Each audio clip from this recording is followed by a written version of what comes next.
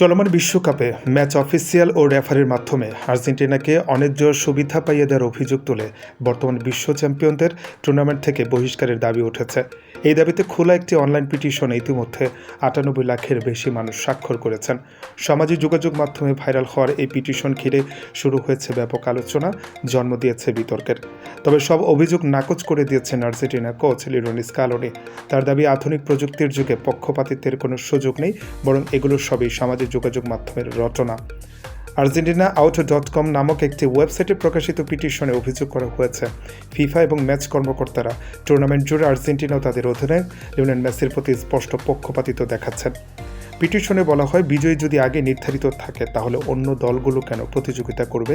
আর্জেন্টিনাকে বিশ্বকাপ থেকে বহিষ্কার করে সবাইকে সমান সুযোগ দিন। এই বিতর্কের সূত্রপাত মূলত শেষ ষোলোর আর্জেন্টিনা বনাম মিশর ম্যাচটিকে কেন্দ্র করে। ম্যাচটিতে প্রথমার্ধে মেসির পেনাল্টি মিস এবং ২-০ গোলে পিছিয়ে পড়ার পর শেষ ১৩ মিনিটে দুর্দান্তভাবে ঘুরে দাঁড়িয়ে ৩টি গোল করে নাটকের জয় তুলে নেয় আর্জেন্টিনা। তবে ম্যাচ শেষে ক্ষোভে ফেটে পড়ে মিশর।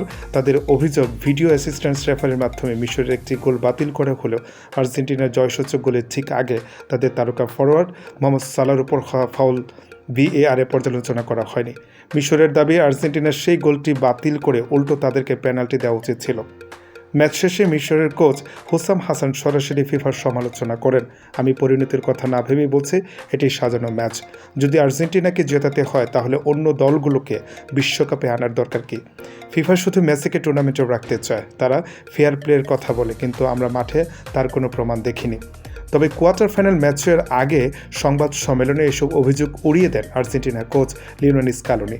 সব অভিযোগ নাকচ করে তিনি তার যুক্তিতে বলেন, বর্তমান আধুনিক ফুটবলে VAR প্রযুক্তির যুগে কোনো নির্দিষ্ট দলকে ইচ্ছাকৃতভাবে রেফারি বা ফিফা কর্তৃক সুবিধা পাইয়ে দেওয়ার কার্যত অসম্ভব।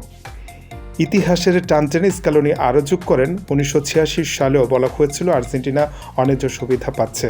আমাদের জন্য এসব সমালোচনা একেবারেই নতুন কিছু।